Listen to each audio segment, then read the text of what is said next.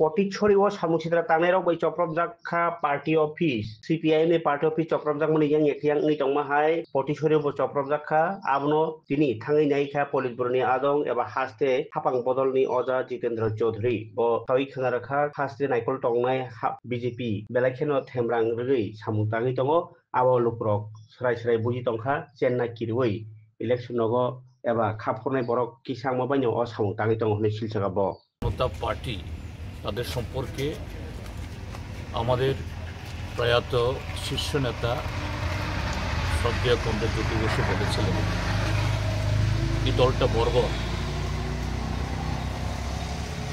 সে সময়তে অটল বিহারী বাজপেয়ীও জীবিত ছিলেন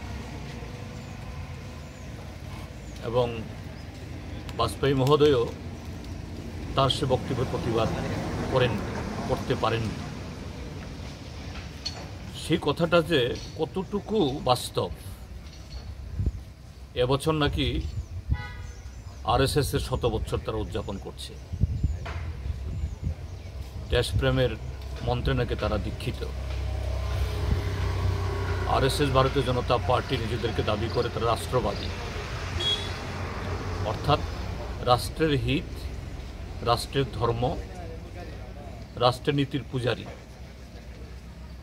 আর এই যে চিহ্নগুলো, এই যে এই পার্টি অফিস বোধহয় কতবার হয়েছে? 5বার লুট করছে, দুবার লুট। তাদের যে রাষ্ট্রীয় ধর্ম, রাষ্ট্রবাদী, সংবিধানের প্রতি তাদের যে শ্রদ্ধা জ্ঞাপনের নিদর্শন হলো এটা। জ্যোতিবাবু যে বলেছিলেন এটা বর্বর,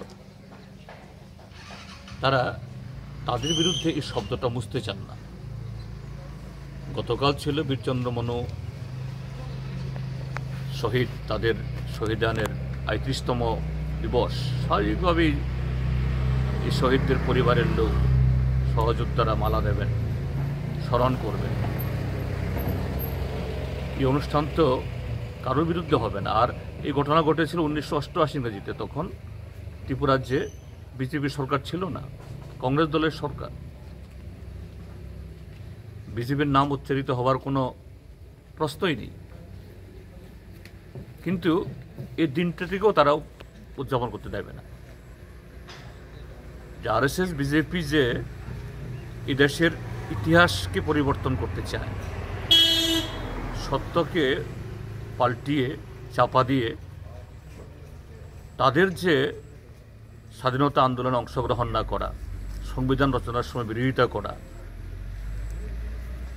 নামকে ওয়াস্তের লোক দেখানো, সংবিধানের নামে শপথ গ্রহণ করলেও নরেন্দ্র মোদী পার্লামেন্টের সিঁড়িতে কপাল ঠেকিয়ে যে গণতন্ত্রের মন্দিরে প্রবেশ করছি বলে প্রচার করলেও এরা তো মোটেই যে এই গণতন্ত্রকে শ্রদ্ধা করেন না, ত্রিপুরা হলো তার নিদর্শন।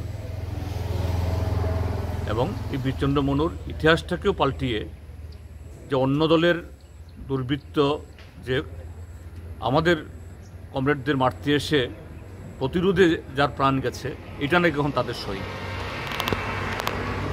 তো এদের প্রতি ধিক্কার ছাড়া আমাদের বলার আর কিছু নেই। এবং তারা কেন এগুলো করছে?